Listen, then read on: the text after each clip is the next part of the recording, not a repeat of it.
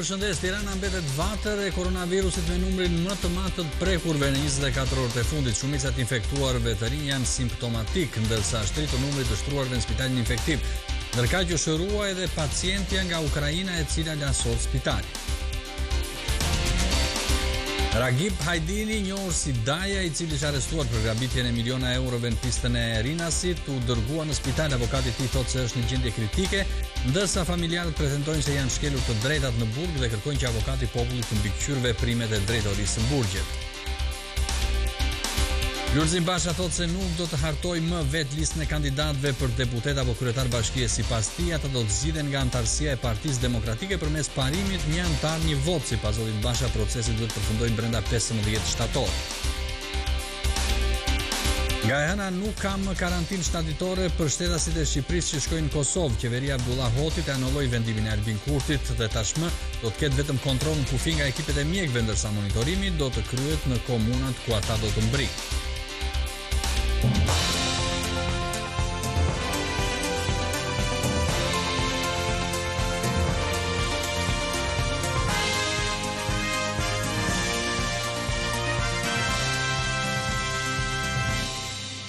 Tirana mbetet vatër e koronavirusit me numrin më të lartë të prekurve në 24 orët e fundit. Shumica të infektuarve të rinj janë simptomatik, ndërsa është rritur numri të shtruarve në spitalin infektiv. Atje është shtruar edhe një mjek nga Durrësi, që është i pari në Shqipëri që rinfektohet me COVID-19. 24 orët e fundit janë konfirmuar 14 raste pozitive me koronavirus. Tirana mbetet sërish vatër me numrin më të madh të rasteve, 10 në total, ndërsa 2 janë në Shkodër, 1 në Krujë dhe 1 në Durrës. Rastet e konfirmuar gjatë 24 orëve të fundit janë kontakte familjare të rasteve pozitive dhe disa prej tyre janë raste të reja në proces hetimi. Pjesa më e madhe të prekurve në 24 orët e fundit janë simptomatik, do të thënë me shenja klinike. Vijon të ketë shtrime të reja dhe rritje të rasteve në spitalin infektiv, ku aktualisht po trajtohen 30 pacient, 6 prej të cilëve janë në terapi intensive dhe 2 prej tyre janë tashmë të intubuar. Ministria e Shëndetësisë thotë se në 24 orët e fundit janë shëruar 13 qytetar, duke e quar në 938 numrin e të shëruarve që nga fillimi i epidemisë.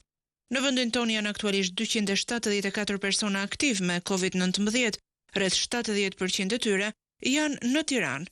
Ndërkohë në Shqipëri është shënuar dhe rasti i parë kur një i shëruar infektohet për herë të dytë nga koronavirusi, duke vënë në dyshim tezën se personat e shëruar nga COVID-19 zhvillojnë antitrupa dhe imunitet ndaj këtij virusi. Bëhet fjalë për një mjek infeksionist të spitalit të Durrësit. Ai u infektua fillimisht në fillim të marsit nga pacientja 73 vjeçare nga Shënavlashi, e cila humbi jetën duke regjistruar dhe viktimën e parë të COVID-19 në Shqipëri, rreth një javë pas kthimit të saj nga Italia. Më 25 mars, ministria Ogerta Manastirliu dha lajmin se mjeku i Durrësit u shërua, pas rezultateve të 2 testeve të njëpasnjëshme për COVID-19 që dolën negativ. Pas vetë karantinimit, mjeku u kthye në punë, por këtë fundjavë ai është përballur rishtazi me virusin pasi është infektuar nga kontaktet familjare. E bia, e cila është mjeke në pavionin e sëmundjeve të brendshme në QSUT, duket se është infektuar atje, duke ja transmetuar edhe prindërve në Durrës. Vajza ishte pjesë e grupit të mjekëve vullnetar që shërbyen në Itali kundër COVID-19-s. Ajo nuk u prek gjatë shërbimit në Itali, por ditët e fundit në vatrën e re që u zbulua në QSUT. Aktualisht mjeku i ri infektuar ndodhet nën kujdes mjekësor në spitalin infektiv. Spitalin e la sot edhe një shtetase nga Ukraina që u sëmur ditë më parë në Sanand. Në daljen nga spitali infektiv e priste i fejuari shqiptar me një tuf me lule. Le të ndjekim Rudina Muçë. Dashuria ime asgjë nuk na ndalon ne. Këto pusull Bruno Muska nga qyteti i Sarandës ja dedikoi të fejuarës së tij. Ajo fitoi betejën me COVID-19. Pas 15 ditësh, Julia Kornicka doli nga spitali infektiv. I dashur i zemrës me një tuf lule në dorë, priti me padurim për qafimin e saj. Sipas tyre, COVID-19 posh fal punës së mirë që bën bluzat e bardha. Tu ka qenë shumë e lehtë për shkak se e kapëm në fillim sëmundjen. 3-4 ditët e para iku temperatura, pas 2-3 ditësh filloi të zhduket edhe kolla dhe tani mezi pret që të rikthehemi në shtëpi. I'm very happy. Jam shumë e lumtur, më shumë se e lumtur. Ishte shërbimi pranë spitalit? It's very nice stuff, like Ishte staf i shkëlqyer, duke filluar që nga infermierët e deri tek mjekët. Kujdeseshin shumë për ne. Bujari thot se partnerja e tij u infektua nga njerëz të papërgjegjshëm që ishin bartës të koronavirusit. I papërgjegjshëm në këtë rast, duke patur të gjitha simptomat, në vend që të largohej nga njerëzit, po ka shkuar dhe ka këmbgulur që të bënte një prerje flokësh, me që nëse Julia është hairdresser. Nga kjo ka marrë edhe sëmundje në fjalë. Kështu që është një mesazh shumë i fortë për ata të cilët kanë simptoma, në rast se ke simptomën, thjesht ri në shtëpi, mos tako njëri. Nuk e pse të dëmtosh një njeri, një familje dhe imagjino alarmua një qytet i gjithë. Ministria e Infrastrukturës dhe Energjisë njoftoi rinisjen e transportit publik, i cili është ndërprerë prej 3 muajsh për shkak të përhapjes koronavirusit. Duke nisur nga data 15 Qershori, fillon transporti publik sipas protokollit miratuar nga shpejta bën me dije ministria, ndërsa kapaciteti lejuar do të jetë 70% dhe gjithë pasagerët duhet të jenë të pajisur me maska. Organizata botërore e shëndetësisë është tërhequr nga rekomandimi për të mos përdorur maska. OBSH-ja thotë se ato duhen mbajtur për të parandaluar përhapjen e koronavirusit dhe aty ku distancimi social nuk është i mundur. OBSH ka ndryshuar kurs për sa i takon maskave mbrojtëse. Ajo tani inkurajon njerëzit të mbajnë ato për të parandaluar përhapjen e koronavirusit. Publiku i përgjithshëm duhet përdor maska në zonat ku virusi po përhapet shpejt, tha OBSH, ose atje ku distancimi social nuk është i mundur. Agjencia Globale e Shëndetit thotë edhe se të gjithë punonjësit e shëndetësisë, jo vetëm ata që kujdesen për pacientët me COVID-19, duhet të mbajnë maska në zonat spitalore. Në një përpjekje për të siguruar më shumë maska në dispozicion të punonjësve të shëndetësisë, OBSH më herët këshillonte publikun të mos i mbante ato në rastet kur nuk bëhej fjalë për persona të sëmurë ose për ata që kujdeseshin për dikë që ishte i sëmurë.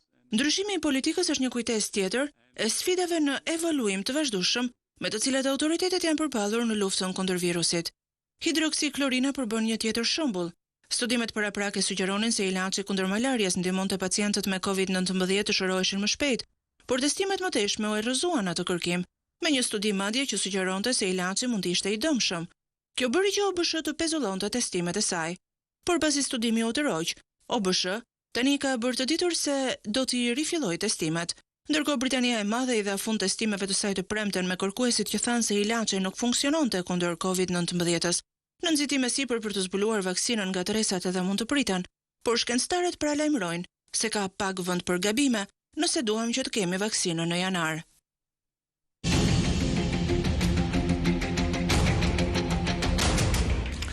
Lulzim Basha thotë se nuk do të hartojë më vetë listën e kandidatëve për deputet apo për kryetar bashkie. Sipas tij, ata do të zgjidhen nga antarësia e Partisë Demokratike përmes parimit një antar një vot. Sipas zotit Basha, procesi duhet përfundojë brenda 15 shtatorit. Le të ndjekim Elda Menga.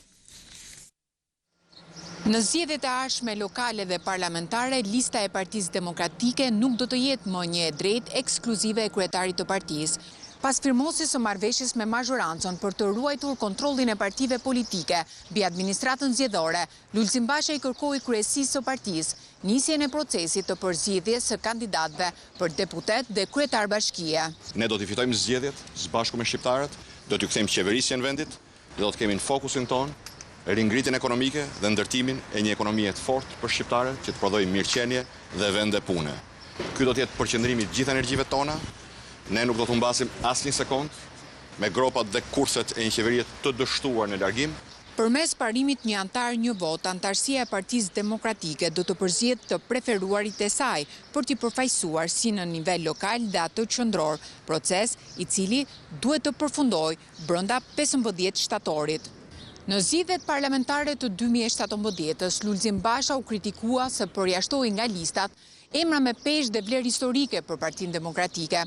Prej asaj dite, ai u zotua se nuk do të hartonte më kurrë vetëm listat për kandidat, si për deputet ashtu edhe për kryetar bashkie, ndërsa vendimi i tij u përkthye në normë statutare. Presidenti Ilir Meta deklaroi se marrëveshja për reformën zgjedhore nuk i lumturoi të gjithë, por sipas tij fakti që kemi një pakt mes palëve tregon se ajo është pozitive. Presidenti Ilir Meta e vlerësoi arritjen e marrëveshjes për reformën zgjedhore, edhe pse tha se ajo nuk i lumturoi të gjithë, por Meta theksoi se ky është një hap mjaft i rëndësishëm përpara, ndërsa nëse kjo marrëveshje do të ishte e njanshme, do të kishte pasoja të mëdha. Një hap shumë i rëndësishëm përpara, kur kam parasysh se cila do të ishte pasoja nëse nuk do të kishim pasur një marrëveshje konsensuale midis palëve. Pra, ndoshta ka shumë qytetar apo aktor që nuk janë shumë të lumtur sepse kanë pritur ndryshime edhe më thelbësore të sistemit, por sidoqoftë fakti që kemi një marrëveshje konsensuale është shumë pozitiv, po të kemi parasysh se cila do të ishin pasojat e menjëhershme të kalimit të njanshëm të një reforme zgjedhore. Do ishin pasoja shumë të rënda. Presidenti ishte në Kurbin ku vlerësoi famullinë e Shënmëhillit me dekoratën e lartë Nën Teresa, me motivacionin në vlerësim dhe me mirënjohje për kontributin humanitar në ndihmë të familjeve të prekura nga tërmeti.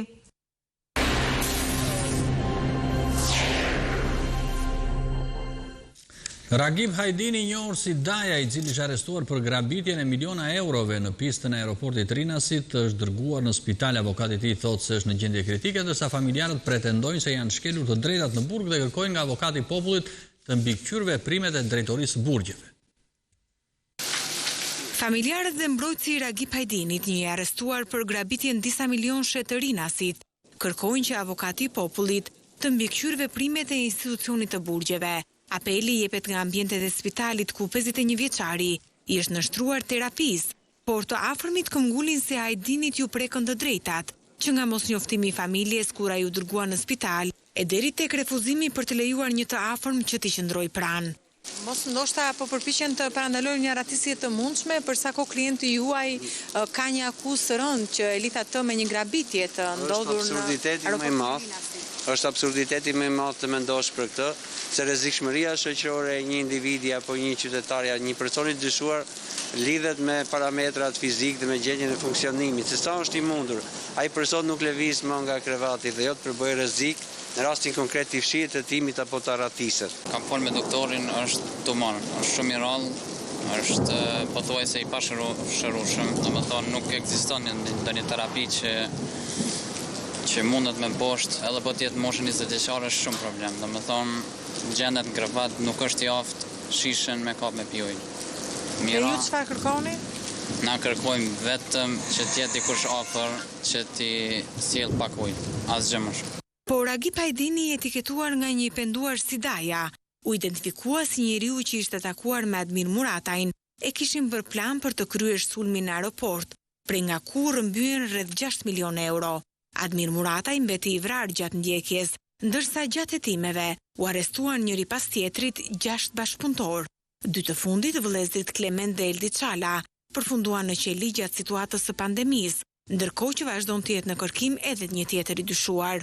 Policia ka zbuluar shuma të vogla eurosh, por që janë tepër larg zbulimit të ngarkesës me euro, që ishte planifikuar të transportohej jashtë vendit, por që u rrëmbyen nga një grabitës, që ishin maskuar si agent të hetimit tatimor. Kjo e diel ishte dita e parë zyrtare e nisjes së plazhit. Heqja e masave kufizuese dhe moti ngrohtë bëri që të ishin të shumtë ata që shkuan në Vlorë. Kjo është fundjava e parë e lejimit të lëvizjes nga Tirana drejt Bregdetit që pas daljes nga izolimi i pandemisë. Ndryshe nga e shtuna me shi dhe temperaturave jo fort të favorshme për plazh, kjo e diel pati fluks drejt Vlorës dhe jugut të vendit. Sot u hap zyrtarisht. Inshallah vazhdo fshu dhe mos u mbyll, jetë një behar i mbar. Pa shezllone kështu. Këtë çadra që njerëzit të mbajnë atë distancën që është vendosur nga organet kompetente. Kemi ardhur këtë javë. Shpresojmë ndërrimi, jemi pensionista, jemi dhe pa qef shumë, po dielli na bën mirë, prandaj kemi ardhur këtu. Këtu do pushojmë. Deri inshallah largohet dhe ky virus Edhe do kalojmë ditë bukura besoj, Qershorin, Korrikun, Gushtin, këtu I kemi të menduar për t'i kaluar. Sot është ditë e bukur si gjuhë. Është gjunat mos vishëm plash. Do vazhdoni të vini? Pa s'bëhet fjalë fare. Se bëjmë si vjet plash, ne kemi. Si janë kushtet për në plash? Jemi rrit. Për pjesën më të madhe vendas, por edhe të huaj. Kjo ishte dita e parë e marrjes së rrezeve. Fundjava e parë e lirë dhe si destinacion zgjedhëm Vlorën, pasi ky qytet ngjan si në ushqim edhe në breg me Italinë e Jugut ku unë jetoj. Për qytetin e Vlorës, kjo ishte dita e parë me shumë pushues, të cilët mungonin prej 3 muajsh për shkak të izolimit nga pandemia. Plazhi nisi gjithashtu edhe në gjirin e Lalzit, një nga destinacionet më të frekuentuara në bregdetin e Adriatikut. Gjiri I Lalzit me plazhet e tij është nga më të frekuentuarit në bregdetin e Adriatikut, por këtë fundjavë qershori, pushuesit janë ende të pakt. Për këtë vit sot e nisa plazhin. Mirë, jo keq. Menduam se do ishte shi keq, por është mirë. Ke larë sot? Pak. Më lënë mami të futem më thellë. Larg zonave urbane dhe stresit të shkaktuar nga pandemia, pisha të buta dhe të egra, qetësia, rëra e pastër dhe shkuma e dallgëve që përplaset në breg, ofrojnë një oazë të paqët dhe tërheqjes për çdo moshë. Pas gjithë asaj situate që kaluam të vështirë, sidomos fëmijët brenda, ju sugjeroj gjithë prindërve të marrin fëmijët edhe të kalojnë disa ditë në plazh, fëmijët do kënaqen shumë. Kjo parajsë natyrore që ndodhet vetëm 30-40 kilometra larg Durrësit dhe Tiranës, përveç bukurisë natyrore, ofron një trashëgimi të pasur arkeologjiko-historike që të fton ta zbulosh dhe eksplorosh të gjithë zonën, për të mos qëndruar vetëm te turizmi I detit, rërës dhe kulinarisë.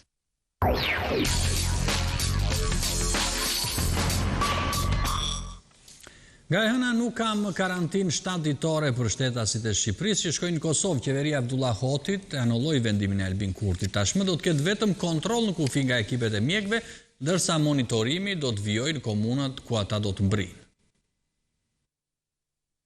Qeveria e Kosovës u mblodh sërish të dielën dhe miratoi disa masa lehtësuese të rekomanduara nga Instituti Kombëtar I Shëndetësisë Publike. Kështu nga e hëna qytetarët që hyjnë në Kosovë përmes kufinjve toksor nuk do të vetë izolohen për 7 ditë, por do të kontrollohen në kufi nga ekipet mjekësore. Do të merren të dhënat dhe më pas qendrat e mjekësisë familjare në komunat përkatëse do të monitorojnë gjendjen e tyre. Në këtë mënyrë do të mundësohet lëvizja e lirë e qytetarëve dhe mallrave, veçanërisht e atyre që hyjnë në Kosovë nga Shqipëria, por edhe nga Lugina e Preshevës. Ndërkohë që do të rritet numri I inspektorëve, që do të monitorojnë nëse qytetarët, bizneset dhe institucionet e tjera po respektojnë rekomandimet për të frenuar përhapjen e koronavirusit. Po ashtu nga 8 qershori, qeveria e Kosovës vendosi që të heqë dhe orarin e kufizimit të lëvizjes së qytetarëve nga ora 21 deri në orën 5 të mëngjesit. Do të fillojnë ndërkaq edhe konsultimet me autoritetin e aviacionit civil për të parë mundësinë e rifillimit të transportit ajror. Sipas të dhënave të fundit në Kosovë janë regjistruar 1194 raste me koronavirus dhe 884 pacientë janë shëruar, ndërsa 31 të tjerë kanë humbur jetën.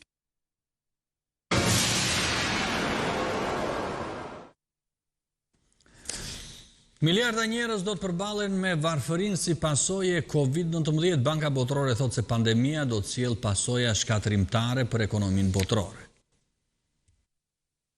Pandemia e koronavirusit ka pasoja shkatërrimtare për ekonomitë e botës, thot presidenti I Bankës Botërore David Malpass. Ai paralajmëron se mënyra e jetesës së miliarda njerëzve do të preket nga pandemia dhe se rënja ekonomike mund të zgjasë për një dekadë. Në maj, Malpass paralajmëroi se 60 milion njerëz mund të binin në varfëri ekstreme nga efektet e koronavirusit.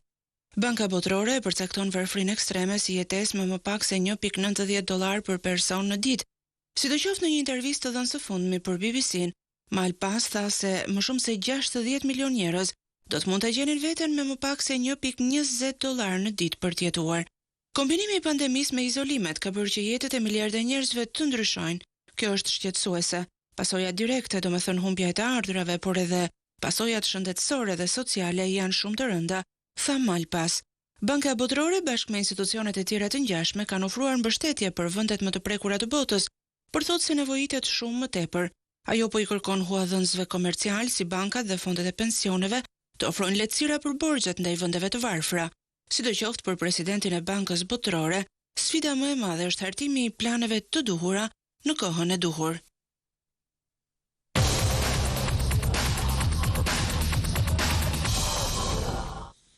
Ndeshjet e kësaj të diele zyrtarizuan rrëzimin e flamurtarit nga kategoria, ndërsa Kuksi dhe Tirana u ndan me fitore. Java e parë e fazës së 4 të kategorisë superiore ka dhuruar spektakël për shkak të numrit të lartë të golave të shënuar, plot 18, që tregon se skuadrat kanë bërë lojë sulmuese. Vëmendja ishte te sfida e kryeqytetit mes Partizanit dhe Kuksit me kampionët që ja vështirësuan akoma më shumë gjërat vetes, pasi u mposhtën edhe këtë radhë me të njëjtin rezultat si ndaj Skënderbeut 3-1. Është një humbje që e bën Partizanin të dridhet vërtet duke qenë se është pranë vendit të 8, që të çon në fazën e play-outit për qëndrimin në superiore. Abazaj, autogoli i Boldor dhe Etemi ishin ata që ndëshkuan Partizanin teksa i dhan avantazhin 3-0 skuadrës së Kuksit, ndërkohë që golin e vetëm për të kuqte shënoi Solomon. Kuksi me këtë fitore ruan diferencën prej 9 pikësh me Tiranën, e cila ashtu siç pritej mori një fitore të lehtë në Gjirokastër me rezultatin e thellë 5-0, në një ndeshje që mund të kishte përfunduar 7-0, nëse Ngo dhe Halili do të ishin treguar të sa nga pika e bardhë e penaltis. Vangjeli hapi serinë e golave për Tiranën, ndërkohë që shënuan dhe Kobina, Hasani, Batha me 11 metësh dhe Dunga për të fiksuar shifrat 5-0. Nuk gaboi as Skënderbeu që fitoi në Vlorë ndaj Flamurtarit, duke bërë që skuadra vlonjate të bjerë matematikisht nga kategoria, kur kanë mbetur edhe 8 javë nga fundi i kampionatit. Fitore të rëndësishme mori dhe Laçi që mundi vllaznin 5-2 dhe tashni është e vete në vendin e 4 brenda zonës evropiane. 4 pikë më shumë se Teuta që humbi në ballsh ndaj skuadrës së Bylisit 1-0. Futbolli ka rinisur, ndërsa volejbolli jo. Drejtuesit e federatës së këtij sporti thonë se nuk e kuptojnë pse duhet presin deri në 15 korrik. Në këtë periudhë të rihapjes së aktiviteteve më të shumta në vend, sociale, kulturore dhe sportive, palestrat e volejbollit dhe basketbollit mbeten të mbyllura, duke i privuar këto sporte të vazhdojnë aktivitetet. Ende nuk ka një dritjeshile për to për të rifilluar dhe një planifikim. Pavarësisht se palestrat e fitnessit janë hapur, ato sportive jo. Tingëllon disi çuditshëm edhe ky vendim edhe për vetë presidentin e Federatës Shqiptare të Volejbollit, Erli Plumbi. Vetë volejbolli në strukturën e vet ka do e ka distancë. Ndaj më duket disi e çuditshme kjo stepje e autoriteteve për ta rihap. Kemi një periudhë deri në 15 korrik. Deri atëherë neve do tentojmë që t'i organizojmë këto fazat të play-off si për meshkujt dhe për femrat. Kur kish mbetur dhe gjysma e dytë e kampionatit, kryesia e FSHV-s vendosi që të tentohet të luajë dhe të faza e play-offit. Përndryshe do të pritet mbledhja e asamblesë për të vendosur për sezonin, dhe nëse ky vit do të ketë apo jo skuadër kampione dhe skuadra që zbresin apo ngjiten nga kategoritë. Që të dalësh kampion duhet të luash. Në kushtet që nuk luan dot, ti mund të marrësh atributet nga eksperienca e vendeve edhe në rajone dhe kështu, por nuk mund të thiesh kampion. Megjithatë, nuk është se na përbën problem nëse të japim një titull kampion apo jo. Në datën 12 qershor, besoj se asambleja do shprehet dhe për këtë për të qenë sa më fair me komunitetin. Por sa e rrezikuar është ky sport nga kriza financiare shkaktuar nga Covid-19? Shumë sport që varen nga bashkitë përkatëse. Më është thënë që trajtimi ushqimor ju është kaluar pa asnjë pengesë. Bashkitë të ndryshme kanë përshtypjen se kanë tarifa të ndryshme. Po Tirana e ka 250.000 lekë të vjetra në muaj. Dgjoj, sporti i volejbollit është një sport i varfër në mbar botën, jo vetëm në Shqipëri. Intriga për fatin e Kumbullës, Inter apo Lazio,